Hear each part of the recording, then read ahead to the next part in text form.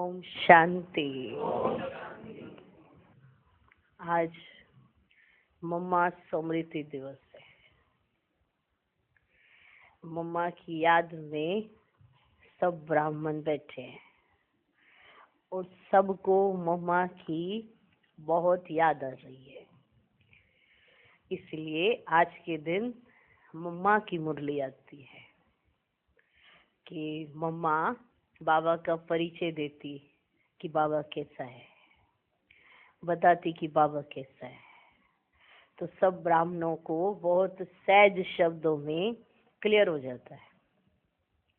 इसलिए आज की मुरली मम्मा की मुरली कोई भी सुनता तो सहज समझ सकता है, उसको बहुत आसानी से समझ आ जाती है, क्योंकि बाप की मुरली तो बच्चे समझ सकते हैं, पर माँ है तो पिता का परिचय तो अच्छे से देगी ना। तो इसलिए आज आती है मम्मा की मुरली। तो आज की मुरली क्लास के लिए विशेष मम्मा के महावाक्य 65 में अपना शरीर छोड़ा और सभी बच्चे कहते हैं अव्यक्त हो गई। अव्यक्त हो के कहाँ गई, पर अव्यक्त जरूर हो गई। अव्यक्त हो के गई कहाँ ये नहीं कोई जानता। क्या बाबा ने साथ साथ मम्मा को भेज दिया या कुछ समय तक मम्मा को अपने पास रखा, क्या किया होगा बाबा ने, वो राज बाबा ने नहीं खोला। साथ साथ भेजा, अपने पास रखा, क्या किया नहीं पता, राज की बात है। उसके बाद मम्मा कहाँ है, तो आज संदेश भी आता है और संदेश में हमेशा हर एक पूछता है मम्मा कहाँ है, एडवांस पार्टी क्या कर रही है। माना मम्मा और जो भी साथ में गए तो उन्हें एडवांस पार्टी कहते हैं। मातेश्वरी जी के मधुर महावाक्य बहुत सिंपल होते हैं, क्योंकि बच्चे सिंपल, तो बहुत सरल से शब्दों में मम्मा समझा देती कि बाबा क्या कहना चाहते हैं। बाबा तो बताएंगे कि मैं नॉलेजफुल हूँ, पर वो नॉलेजफुल भी है कैसे ये मम्मा बताएगी। बाबा कह देंगे कि मैं ट्रुथ हूँ और दुनिया भी कहेगी भगवान ट्रुथ है, पर वो ट्रुथ में भी ट्रुथ कैसे है ये मम्मा बताएगी। इसलिए पहले भी क्या होता था, संदेशी जाती थी तो सबसे पहले संदेशी मम्मा को बताएगी कि क्या संदेश आया है। तो मम्मा सुनती थी, फिर मम्मा बच्चों को समझाती थी। तो मम्मा बाबा सुनेंगे, बाबा डायरेक्ट नहीं सुनते थे। कमाल की बात है, देखो बाबा डायरेक्ट मैसेज नहीं सुनते थे। कोई बच्ची संदेशी होती थी तो बाबा कहते थे जाओ मम्मा को सुनाओ। फिर मम्मा बाबा के पास आती थी, उस बच्ची को साथ लेकर ही फिर वो सुनाती थी। तो फिर बाबा पूछते थे मम्मा क्या समझे, तो फिर मम्मा समझाती थी ये समझे। हाँ, तो बस फिर बाबा वैसे ही जान जाता था। भले बाबा सब कुछ जानता था, लेकिन कैसे आगे रखा जाता है ये बाबा से देखो। सब कुछ जानता था क्या हो रहा है, कैसे हो रहा है, लेकिन बाबा ने मम्मा को कैसे आगे रखा। तो बहुत गुये गुये बातें हैं, माना बहुत गहरे गहरे राज हैं कि मम्मा मम्मा कैसे बनी, बाबा ने मम्मा को मम्मा बनाया, या मम्मा को ये स्वमान ऑटोमेटिक मिल गया, या मम्मा के कर्म ऐसे थे जो शिव बाबा ने उन्हें मम्मा का स्वमान दिया, क्या किया। तो सारे आज फिर से रिवाइज करेंगे।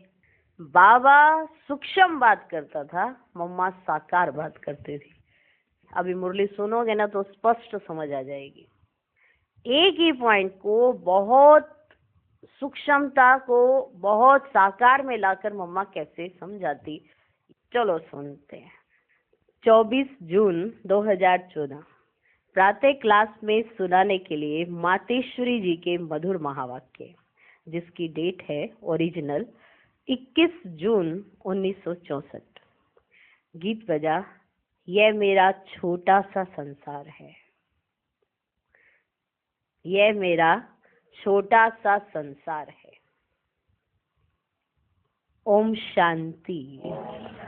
नॉलेजफुल बेहद का बाप आत्माओं से बात करते हैं।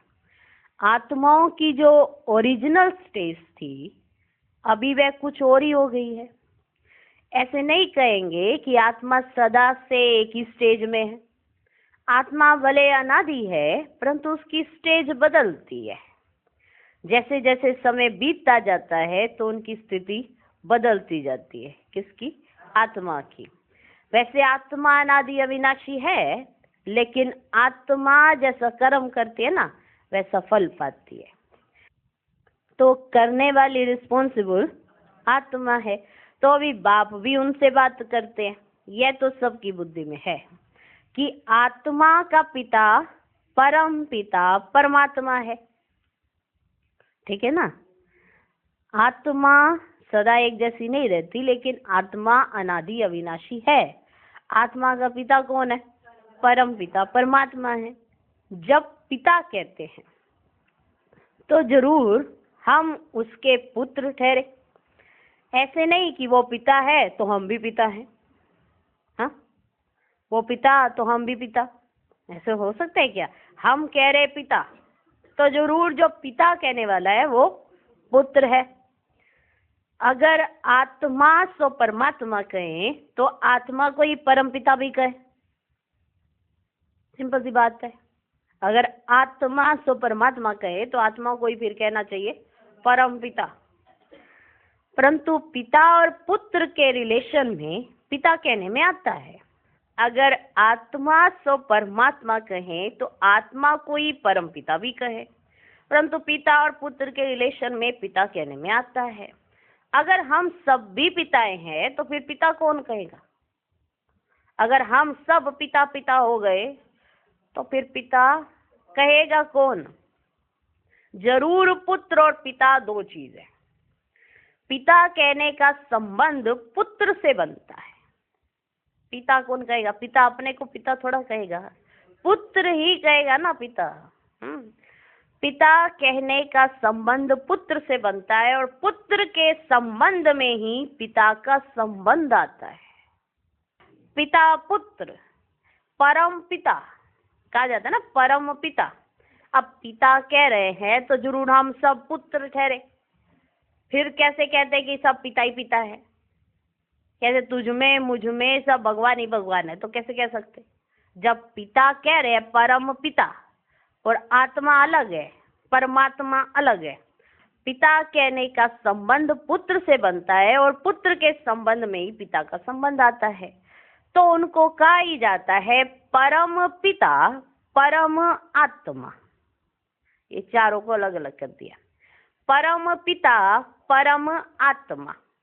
अभी वे बाप बैठ कर के समझाते हैं कि अभी तुम्हारी जो स्थिति है और जो स्थिति थी उसमें फर्क है। अभी जो तुम्हारी स्थिति है, ये कौन समझाते हैं? परम पिता। परम पिता हम पुत्रों को समझाते हैं कि अभी जो तुम्हारी स्थिति है ना, वो पहले कुछ और स्थिति थी, तो दोनों में तो बहुत फर्क हो गया ना बच्चे। अभी मैं आया हूँ उसी फर्क को मिटाने के लिए। जो ये फर्क हो गया ना पिता पुत्र में, पर पुत्र पिता नहीं बना, लेकिन दोनों में फर्क तो हुआ ना कुछ, तो उस फर्क को अभी मिटाने के लिए आया हूँ। बाप समझ दे करके समझाते हैं कि तुम्हारी जो ओरिजिनल स्टेज थी ना, अभी उसी को पकड़ लो। अभी उसी को पकड़ लो जो तुम्हारी ओरिजिनल स्टेज थी। कैसे पकड़ो? हाँ, ऐसे हाथों से तो नहीं पकड़ेंगे ना किसी चीज को। कैसे पकड़ोगे ओरिजिनल स्टेज को? उसका ज्ञान भी दे रहे हैं और बल भी दे रहे हैं कि पकड़ोगे कैसे, और उसकी शक्ति भी दे रहे हैं कि कैसे पकड़ी जा सकती है। कौन दे रहे हैं? पिता, परम पिता दे रहे हैं। कहते हैं तुम मुझे याद करो तो श्रेष्ठ कर्म करने का बल आएगा। अगर तुम मुझे याद करोगे तो तुम्हें श्रेष्ठ कर्म करने का बल आएगा, नहीं तो तुम्हारे कर्म श्रेष्ठ नहीं रहेंगे। कर्म तो कर नहीं है देखो, पर श्रेष्ठ कर्म करने का तुम्हें बल तभी आएगा जब तुम उसको याद करोगे, नहीं तो तुम्हारे कर्म श्रेष्ठ नहीं रहेंगे। कई कहते हैं कि हम चाहते हैं कि अच्छा काम करें, लेकिन पता नहीं फिर क्या होता है, जो हमारा मन अच्छे तरफ लगता ही नहीं है, दूसरी तरफ लग जाता है। कहीं कहते हैं ना बच्चे, कहते हैं कि हम चाहते हैं कि हम अच्छा ही काम करें, हम अच्छा ही सोचें, हमारे से अच्छा ही होना चाहिए, पर पता नहीं क्या हो जाता है, हमारा मन दूसरी तरफ चला जाता है, अच्छा हो ही नहीं पाता, दूसरी तरफ क्यों चला जाता है? क्यों चला जाता है? सुनो, क्योंकि आत्मा में अच्छे कर्म करने का बल नहीं है। समझे? देखा कितनी आसानी से ये बात समझ में आ गई कि हम अच्छे कर्म क्यों नहीं कर पाते हैं, क्योंकि आत्मा में अच्छे कर्म करने का बल नहीं है। हमारी स्थिति तमो प्रधान होने के कारण तमो का प्रभाव अभी जोर से है। एक तो स्थिति आत्मा की तमो प्रधान है और बाहर का वायुमंडल भी तमो प्रधान है, तो दोनों का बहुत तेजी से जोड़ है जो हमको दबाता है। करना चाहता है आज का मनुष्य अच्छे कर्म, लेकिन तमो प्रधानता और बाहर तमो का बहुत प्रभाव जिससे वो दबाता है, इसलिए बुद्धि उसी तरफ जल्दी चली जाती है और अच्छे की तरफ बुद्धि जाने में रुकावट आती है। इसलिए बुरी चीजों में बुद्धि झट चली जाएगी और अच्छे कामों में बुद्धि लगाने में रुकावट आती है। तो बाप कहते हैं अभी मेरे से योग लगाओ, और जो मैं समझ देता हूं उसी आधार से अपने पापों का जो बोझ है, बंधन है, जो रुकावटें बन सामने आती हैं, उससे अपना रास्ता साफ करते चलो। ठीक है? आत्मा चाहती है अच्छे कर्म करे, लेकिन क्यों नहीं कर पाती? बल नहीं है उसके पास। तो बाबा बल देने आया है। बल किस लिए देने आया? कि हम अच्छे रास्ते पर चल सके और कोई भी रास्ते में रुकावट आए उसको हम साफ कर सके। फिर श्रेष्ठ कर्म करते रहेंगे तो तुम्हारे में सतो प्रधानता की वह पावर आती जाएगी। जब तुम बच्चे श्रेष्ठ कर्म करेंगे फिर तुम्हारे में सतो प्रधानता की पावर आती जाएगी। उसी आधार से तुम फिर से उस स्थिति को प्राप्त करेंगे जो तुम्हारी असूल थी। समझ गए? कितनी सहज सी बातों में समझा दिया कि तुम्हारी स्थिति ऐसी क्यों बनी। तुम कितनी ओरिजिनल स्टेज पर रहते थे, तुम्हारी ओरिजिनल स्टेज थी, उसके बाद तुम्हारे साथ क्या हुआ, क्यों आज वो बल नहीं है, क्यों वो आज अच्छे कर्म नहीं हो रहे हैं, वो सब समझा दिया। बाबा आई है क्या कराने के लिए? बल देने के लिए। और ये बल हम लेते जाएंगे तो हमारी सत्व प्रधान स्टेज आती जाएगी और हम अपनी असल स्टेज पर पहुंच जाएंगे। फिर जैसी आत्मा वैसा शरीर भी मिलेगा और संसार भी वैसा ही होगा। जैसी आत्मा बन जाएगी, जितनी उसके अंदर सत्व प्रधानता आएगी, वैसा उसको शरीर मिलेगा और वैसा ही उसको संसार भी मिलेगा। तो ऐसा संसार अभी परम पिता परमात्मा बनाते हैं, इसलिए उसको कहा जाता है वर्ल्ड क्रिएटर। World creator. परंतु ऐसे नहीं कि दुनिया कभी है ही नहीं जो बैठ करके बनाते हैं। वर्ल्ड क्रिएटर का भी एक क्या रहस्य है वो भी बाबा ने समझाया है। वर्ल्ड क्रिएटर, ऐसा नहीं कि दुनिया है नहीं और उसको बैठकर बनाया जा रहा है, नहीं, लेकिन ऐसी और इस तरीके से दुनिया बनाते हैं। ऐसी दुनिया जो अभी आपने सुनी ना, सत्व प्रधान दुनिया बनती है, ऐसी और इस तरीके से दुनिया बनाते हैं। दूसरे किसी को भी दुनिया बनाने वाला नहीं कहेंगे। क्राइस्ट आया, बुद्ध आया, तो उसने अपना नया धर्म स्थापन किया। लेकिन दुनिया को बदलना और दुनिया बनाना, ये काम उसका है जो world creator, world almighty authority है। क्राइस्ट आया, बुद्ध आया, उन्होंने धर्म स्थापन किया। लेकिन दुनिया को बनाना माना ऐसे बैठ कर नहीं बनाई, उसको बदलना, दुनिया को बदलना और दुनिया को बनाना, ये काम किसका है? World creator, world almighty authority का। तो ये भी समझना है कि उनका कर्तव्य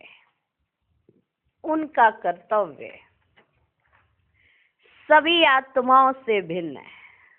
किनका कर्तव्य? परम पिता परमात्मा का। उनका कर्तव्य सभी आत्माओं से भिन्न है, लेकिन वह भी अपना कर्तव्य व एक्ट अन्य आत्माओं की तरह इस मनुष्य सृष्टि में ही आकर करते हैं। वो भी दूसरी आत्माओं की तरह अपने एक्ट और अपना कर्तव्य इस मनुष्य सृष्टि में ही आकर के करते हैं, ऊपर बैठे नहीं। बाकी तो हर एक आत्मा का एक्ट अपना चलता है। ऐसे नहीं कहेंगे कि ये सभी एक्ट परमात्मा का ही चलता है। ऐसे नहीं कह सकते कि जो आप सभी कर रहे हो परमात्मा के डायरेक्शन परवाह नहीं कर रहे हो, जा रहे हो। भगवान कहता है हिलो तो हिलते हो, चलो तो चलते हो, ऐसा नहीं है। सुन रहे हो? मजा आ रहा है? ऐसे नहीं कहेंगे कि ये सभी एक्ट परमात्मा का ही चलता है। ये हर एक आत्मा का अपना अपना कर्म का खाता चलता है। ऐसा नहीं परमात्मा ने कहा इसकी एक्ट अच्छी हो जाए, इसकी एक्ट बुरी हो जाए, इसकी एक्ट अच्छी हो जाए, इसकी बुरी हो जाए। नहीं, जैसे जैसे कर्म करते हो वैसे वैसे आपका खाता साथ चलता है। जो करते हैं सो पाते हैं।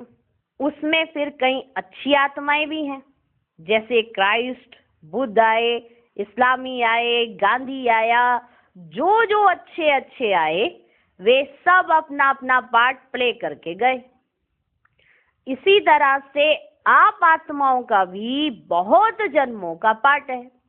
एक शरीर छोड़ दूसरा लिया, हर एक का जितने भी जन्मों का हिसाब होगा आत्मा वे पार्ट बजाती है। जितने जन्मों का उसका हिसाब होगा। जरूरी नहीं कि सबका 84 जन्मों का हिसाब होगा, किसी का 80 हो सकता है। हाँ, हो सकता है ना, किसी का 80, किसी का 70, किसी का 60, किसी का 50, किसी का 1 हो सकता है ना। तो आत्मा वे पार्ट बजाती है। आत्मा में सारा रिकॉर्ड भरा हुआ है जो वो प्ले करती है। ये है प्ले करने का स्थान। ये सृष्टि जो है ना, यहाँ पे प्ले करने का स्थान है। ये प्ले यहाँ पर ही चल सकती है, ये रील ऊपर नहीं। यह है प्ले करने का स्थान, इसलिए इसको नाटक भी कहते हैं, ड्रामा भी कहते हैं, नाटक भी कहते हैं। इसमें एक बार परमात्मा का भी एक्ट है। सुन रहे हो? देखा कितने वंडरफुल तरीके से हर बात स्पष्ट होती जाती है। ये एक नाटक है, इसमें हम सब आत्माएं एक्ट करती हैं। इस नाटक के अंदर उस डायरेक्टर का भी एक्ट है। जैसे आजकल के नाटक में डायरेक्टर खुद की भी एक्ट डाल देते हैं ना, बीच में हमारा भी रोल होता है ना, तो वो भी डाल देते हैं। तो इस एक्ट में एक बार परमात्मा का भी एक्ट है, इसलिए उनके एक्ट की महिमा सबसे ऊंच है। क्योंकि वो जो एक्ट करते हैं वो फिर और कोई नहीं कर सकता। वो एक्ट सबसे ऊंच है, उनकी महिमा सबसे ऊंच है। जो एक्ट हुई उसके आधार पर ही तो दुनिया अदली बदली हो जाती है। उस एक्ट के आधार पर उनके एक्ट की महिमा सबसे ऊंच है। लेकिन ऊंचा किस में है? वे आ करके हमारी दुनिया को बदलते हैं। ये सबसे ऊंच एक्ट है उनकी, ये सबसे ऊंच एक्ट है कि वो आ करके हमारी दुनिया को बदलते हैं। यह है ही कर्म का खेल, जहां हर एक मनुष्य आत्मा अपना अपना पार्ट प्ले करती है, उसमें परमात्मा का भी पार्ट है। लेकिन वे आत्माओं के सदृश्य जन्म मरण में नहीं आते हैं। जैसे आत्माएं एक शरीर छोड़ती हैं, दूसरा धारण करती है, एक छोड़ती धारण करती, इस तरह से उनकी एक्ट नहीं है, वो जन्म मरण में नहीं आते। आत्माओं के सदृश्य उनके कर्म का खाता उल्टा नहीं बनता है।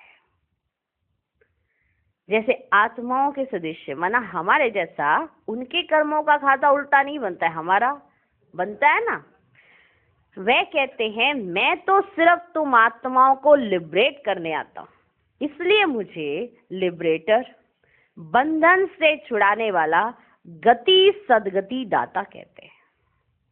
आत्मा पर माया का जो बंधन चढ़ा है उसे उतार कर प्योर बनाते हैं और कहते हैं कि मेरा काम है आत्माओं को सर्व बंधनों से छुड़ा करके वापस ले जाना। तो सृष्टि के जो अनादि नियम और कायदे हैं उन्हें भी समझना है। जो सृष्टि के नियम और कायदे हैं ना, उनको भी समझना है। फिर इस मनुष्य सृष्टि की वृद्धि किस तरह से होती है, फिर वह टाइम भी आता है जब यह कम होती है। इस मनुष्य सृष्टि की वृद्धि कैसे होती है, फिर एक ऐसा भी टाइम आता है जब ये कम होती है। ऐसे नहीं कि बढ़ती है तो बढ़ती ही जाती है, नहीं, कम भी होती है। तो सृष्टि में हर चीज का नियम है, हर चीज का। अपने शरीर का भी तो एक नियम है कि नहीं है? अपने शरीर का भी नियम है। पहले बाल, फिर किशोर, फिर युवा, फिर वृद्ध, ये नियम है ना, अपने शरीर का नियम है। तो हर चीज का सृष्टि में एक नियम है। तो वृद्ध भी जल्दी नहीं होते हैं, वृद्ध होते होते जर्जरीभूत हो जाते हैं। तो हर बात का बढ़ना और उसका अंत होना, यह भी एक नियम है।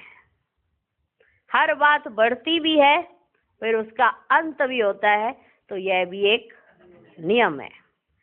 इसी तरह से सृष्टि की जनरेशन का भी नियम है। जैसे मनुष्य के शरीर का एक नियम है, पहले बच्चा होता है, फिर थोड़ा बड़ा होता है, फिर युवा होता है, फिर वृद्ध होता है, ये शरीर का नियम है। इसी तरह इस सृष्टि की जनरेशन का भी नियम है। ऐसे नहीं कि ये बढ़ती जाती है और कम नहीं होती है, बढ़ती जाती है और कम नहीं होती, नहीं, ये कम भी होती है। एक जीवन की भी स्टेजेस हैं, तो फिर जन्मों की भी स्टेजेस हैं। अगर एक जीवन की स्टेज हो सकती है, तो जो जन्म लेते हैं उसकी भी तो स्टेजेस हैं। फिर जनरेशन भी जो चली उसकी भी स्टेजेस हैं। ठीक है, बढ़ते बढ़ते बढ़ते बढ़ते अंत तो आएगा ना, हाँ, उसकी भी स्टेजेस हैं। इसी तरह सभी धर्मों की भी स्टेजेस हैं। पहला जो धर्म है वह सबसे ताकत वाला है, पीछे आहिस्ते आहिस्ते जो आते हैं उनकी ताकत कम होती जाती है। ऐसे ही होगा ना। तो धर्मों का बंटना, धर्मों का चलना, हर एक बात नियमों से चलती है। धर्म जब आता है तो उसमें बंटवारा नहीं होता है, धीरे धीरे धीरे धीरे जैसे वृद्धि को पाता है तो बंटना शुरू हो जाता है। तो हर एक बात नियमों से चलती है। इन सब बातों को भी समझना है। इसी हिसाब से बाप भी कहते हैं मेरा भी इसमें पार्ट है, मैं भी एक सोल हूं, मैं गॉड कोई दूसरी चीज नहीं हूं, मैं भी सोल ही हूं, परंतु मेरा काम बहुत बड़ा और ऊंचा है, इसलिए मुझे गॉड कहते हैं। जैसे तुम आत्मा हो, मैं भी वैसा ही हूं। जैसे आपका बच्चा है वो भी तो मनुष्य है, आप भी तो मनुष्य हो, उसमें तो कोई फर्क नहीं है ना। तो मैं भी आत्मा ही हूं, आत्मा आत्मा में कोई फर्क नहीं है, लेकिन कर्तव्य में बहुत भारी फर्क है। आत्मा आत्मा में कोई फर्क नहीं है, दिखने में, हाँ, चमकने में कोई फर्क नहीं है, लेकिन कर्तव्य में बहुत भारी फर्क है। इसलिए कहते हैं मेरा जो कर्तव्य है वह सबसे भिन्न है। मैं कोई हद के एक धर्म का स्थापक नहीं हूं, मैं तो दुनिया का क्रिएटर हूं। तो वो तो हो गए धर्म के क्रिएटर। जैसे वो आत्माएं अपना काम अपने समय पर करती हैं, वैसे मैं भी अपने समय पर आता हूं। मेरा कर्तव्य विशाल है, मेरा कर्तव्य महान है और सबसे निराला है। इसलिए कहते हैं तेरे काम ही निराले। शिव बाबा का कर्तव्य, शिव बाबा का एकदम निराला पार्ट है, एकदम। इसलिए कहा जाता तेरे काम बड़े निराले। उनको सर्वशक्तिमान भी कहते हैं। सबसे शक्तिशाली काम ही है आत्माओं को माया के बंधनों से छुड़ाना और नई दुनिया का सैपलिंग लगाना। इसलिए उनको अंग्रेजी में कहते हैं हेवनली गॉड फादर। जैसे क्राइस्ट को कहते हैं ना क्रिश्चियनिटी का फादर, उनको हेवनली गॉड फादर नहीं कहेंगे। किसको? क्राइस्ट को। हेवन का स्थापक परमात्मा है, तो हेवन वर्ल्ड हो गई ना। हेवन कोई एक धर्म तो नहीं है, तो वह वर्ल्ड का स्थापक हो गया।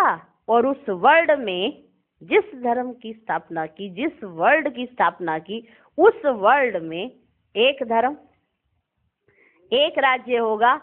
तत्व आदि सब चेंज हो जाएंगे। इसलिए बाप को कहते हैं हेवनली गॉड फादर। दूसरा, गॉड इज ट्रुथ कहते हैं। तो ट्रुथ क्या चीज है? किसमें ट्रुथ? यह भी समझने की बात है। कई समझते हैं कि जो सच बोलता है वही गॉड है। गॉड कोई और चीज नहीं है, बस सच बोलना चाहिए।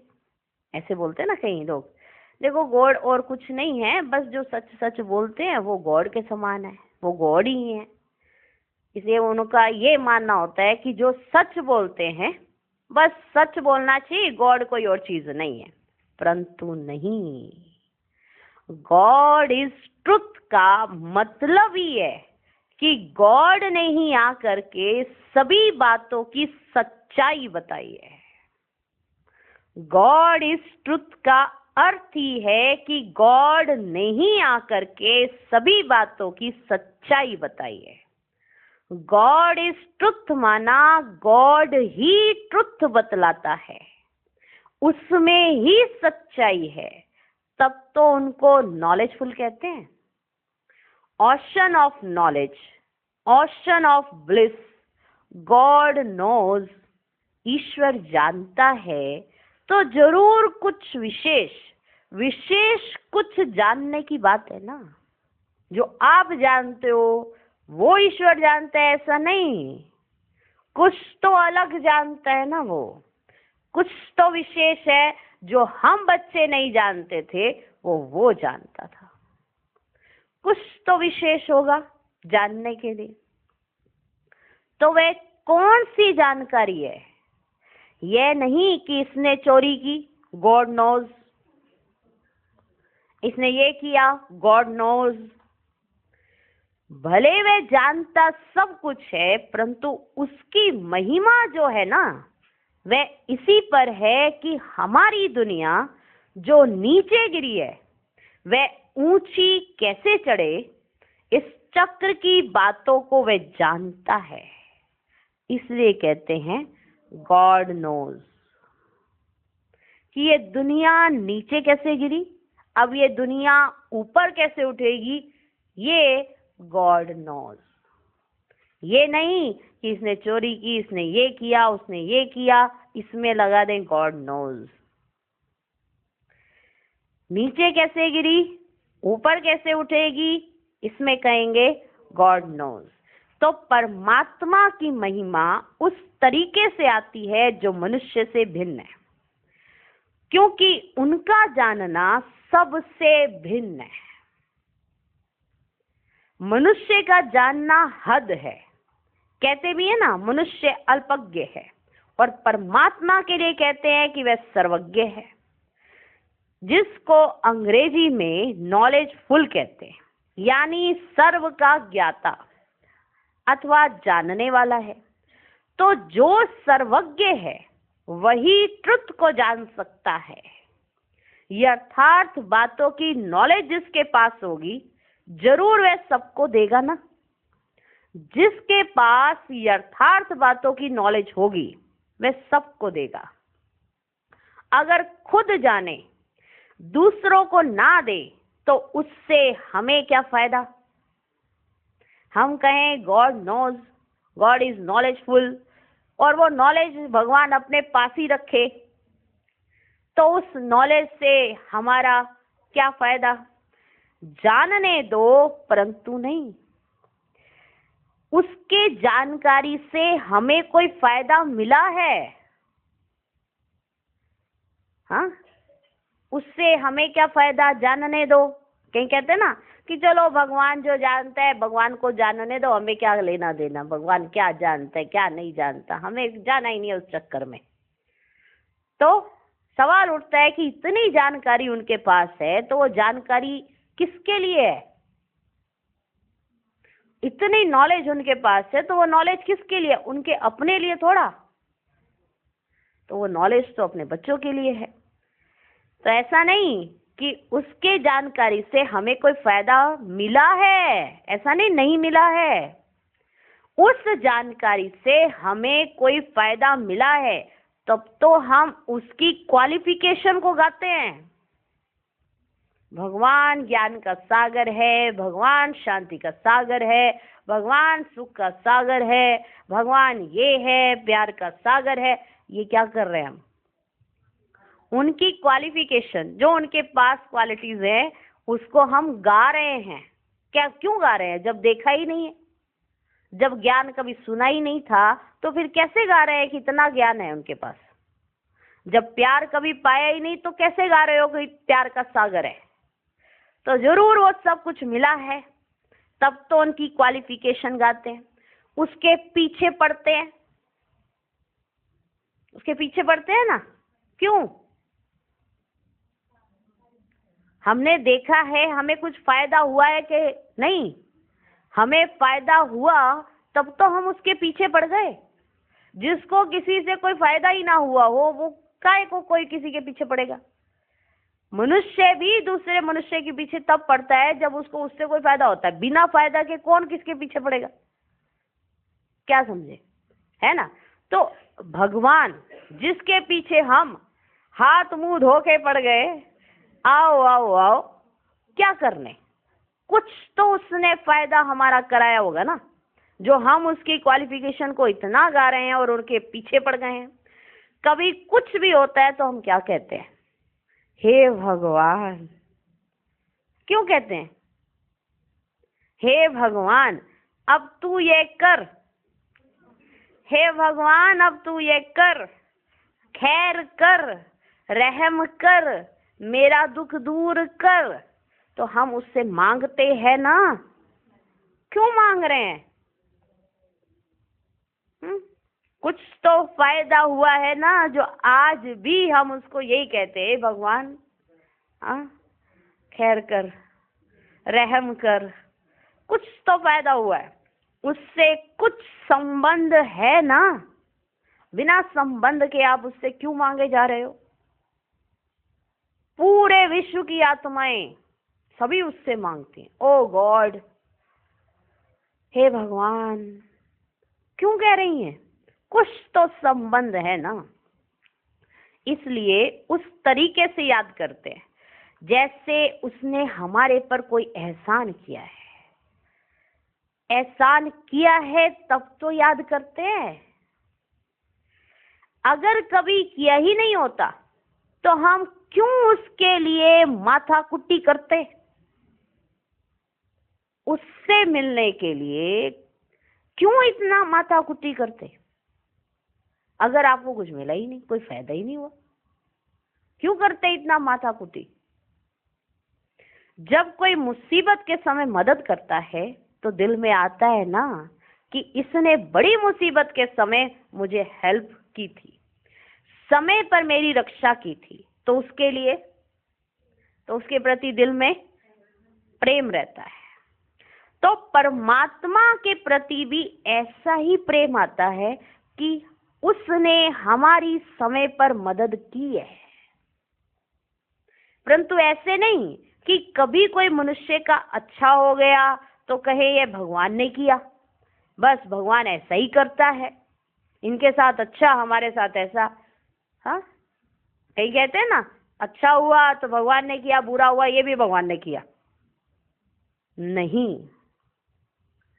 बस भगवान ऐसा ही करता है, लेकिन उसका बड़ा काम है। किसका? भगवान का। उसका बड़ा काम है, वर्ल्ड का काम है, दुनिया के संबंध की बात है।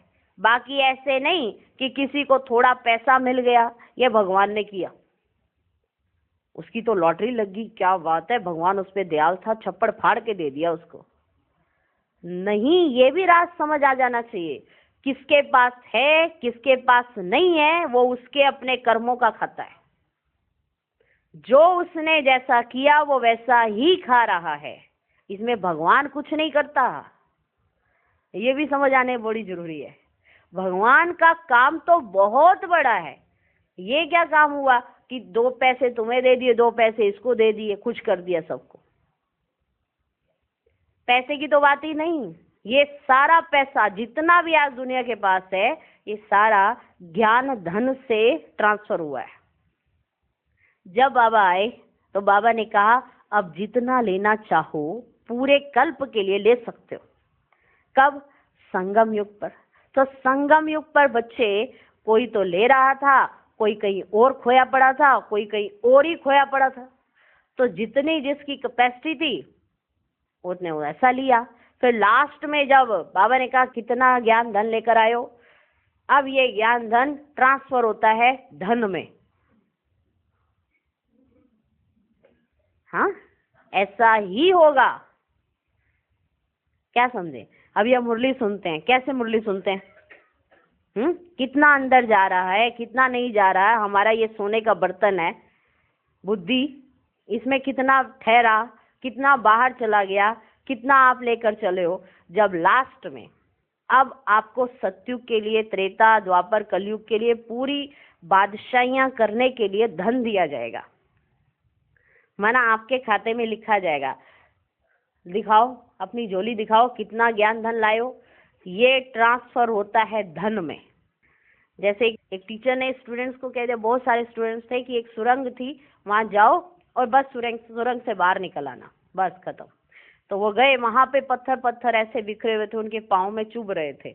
तो किसी ने क्या किया, किसी ने वो पत्थर उठा लिए कि मैं इसको उठा लेता हूँ, अपनी पॉकेट में डाल लेता हूँ, और जो पीछे आने वाले होंगे उनको दिक्कत नहीं आएगी, उनको प्रॉब्लम नहीं आएगी। कुछ ने ऐसा किया, पैर मार मार के थोड़ा सा ऐसे साइड में कर दिए, कुछ ऐसे ऐसे कर करके किसी ने अपने जेब में थोड़े कंकड़ डाले, किसी ने कैसे डाले, किसी ने कैसे। फिर वो सुरंग से पार होने के बाद वो टीचर पूछता है, अच्छा अब आपकी जेब में दिखाओ क्या क्या है, क्या लेकर आए अंदर से। कहे आपने तो कहा था जाके ऐसे ही वापस लौट आना। तो वो परीक्षा थी कि जो अक्लमंद होंगे, अक्लमंद माना जिनको अंदर से ये फीलिंग होगी कि हमको ऐसा कर्म करना है जो पीछे वालों को दिक्कत नहीं आए, तो वो बहुत कम थे। स्टूडेंट्स तो बहुत ज्यादा थे, लेकिन वो बहुत कम थे। तो उनकी जेब में जब उन्हें देखा गया तो हीरे थे। तो टीचर ने कहा कि ये हीरे तुम्हारे हैं। सबके होश उड़ गए, सबको एक ही संकल्प आया कि हमने वो क्यों नहीं उठाए, हमें पहले क्यों नहीं बताया गया कि जो कंकड़ बिछे हुए होंगे वो उठा लेना, फिर तो हम सारे उठा लेते। लेकिन यहाँ बाबा ने सच में बता दिया है कि ये जो ज्ञान धन है ना, ये हीरो में तब्दील होंगे। ये ज्ञान धन ये तुम्हारी प्रॉपर्टी बनेगा। अब किसने क्या लेना है ये हर एक के अपने हाथ में। तो उसने कुछ तो किया है जो इतना हम उसको याद करते हैं। जब कोई मुसीबत के समय मदद करता है तो दिल में आता है कि इसने बड़ी मुसीबत के समय मुझे हेल्प की थी, समय पर मेरी रक्षा की थी, तो उसके प्रति दिल में प्रेम रहता है। तो परमात्मा के प्रति भी ऐसा ही प्रेम आता है कि उसने हमारी समय पर मदद की है। परंतु ऐसे नहीं कि कभी कोई मनुष्य का अच्छा हो गया तो कहेंगे भगवान ने किया, बस भगवान ऐसा ही करता है। लेकिन उसका बड़ा काम है, वर्ल्ड का काम है, दुनिया के संबंध की बात है। बाकी ऐसे नहीं किसी को थोड़ा पैसा मिल गया ये भगवान ने किया। ये तो हम भी अच्छे कर्म करते हैं तो उस कर्म का फल मिलता है। जो अच्छे कर्म करते हैं उसका फल मिलता है। अच्छे बुरे कर्मों का हिसाब चलता है, उसका भी हम पाते रहते हैं। लेकिन परमात्मा ने आ करके जो कर्म सिखलाया उसका जो फल है वह अलग है। जो अच्छे बुरे कर्म थे उसका फल हमको मिलता है, ठीक है। लेकिन अभी परमात्मा जो कर्म हमको सिखला रहे हैं उसका फल अलग है। अल्पकाल का सुख तो बुद्धि के आधार पर भी मिलता है। मान लो जो बहुत अच्छा सोचते हैं, पॉजिटिव थिंकिंग रखते हैं, तो उनको भी अल्पकाल का सुख मिल जाता है बुद्धि के आधार पर। परंतु उसने जो नॉलेज दी, बाबा ने जो हमको नॉलेज दी, उससे हम सदा सुख पाते हैं। देखो किसी के पास कुछ नहीं है, किसी ने सोच दिया मेरे पास सब कुछ है, बुद्धि के आधार पर उसको थोड़ी देर के लिए थोड़ी संतुष्टता हो जाएगी। लेकिन हमें जो बाबा देता है वो सदा काल का सुख देता है। तो परमात्मा का काम भिन्न हो गया ना। इसलिए कहते हैं कि मैं ही आकर के कर्म की जो यथार्थ नॉलेज है वो सिखाता हूं। जो कर्म की यथार्थ नॉलेज है, जिसको कहा जाता है कर्म योग श्रेष्ठ है। इसमें कर्म को, घर गृहस्थ को छोड़ने की तो बात ही नहीं है। ना कर्म छोड़ने हैं ना घर गृहस्थ छोड़ना है। बाबा आकर हमको ऐसे कर्म सिखलाते हैं जिससे हमारे कर्म योग श्रेष्ठ है, उसकी नॉलेज बाबा हमको देते हैं, जिससे कर्म छोड़ने की तो बात ही नहीं आती, घर गृहस्थ छोड़ने की भी बात नहीं आती। सिर्फ तुम अपने कर्मों को पवित्र कैसे बनाओ उसकी नॉलेज मैं बतलाता हूं। कि तुम जो कर्म करते आ रहे हो वो अपवित्र होते जाते थे, अभी मैं तुम्हें कर्म करो पर पवित्र कैसे हो उसकी नॉलेज देता हूं। तो कर्म को पवित्र बनाना है, कर्म छोड़ना नहीं है। कर्म तो अनादि चीज है, ये कर्म क्षेत्र भी अनादि है। मनुष्य है तो कर्म भी है, परंतु उस कर्म को तुम श्रेष्ठ कैसे बनाओ वह आकर के सिखाता हूं, जिससे फिर तुम्हारे कर्म का खाता अकर्म रहता है। अकर्म का मतलब है कोई बुरा खाता नहीं बनता है। इसलिए सतयुग त्रेता में कर्म तो करते हैं लेकिन वहां पर अकर्म होते हैं, माना वहां पर कोई बुरा खाता नहीं बनता। अच्छा, ऐसे बाप दादा और माँ के मीठे मीठे बहुत अच्छे खबरदार रहने वाले बच्चों के प्रति याद प्यार और गुड मॉर्निंग।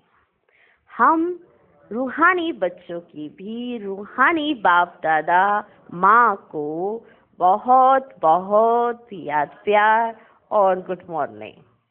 अच्छा, आज का वरदान, सिद्धि को स्वीकार करने के बजाय सिद्धि का प्रत्यक्ष सबूत दिखलाने वाले शक्तिशाली आत्मा भव।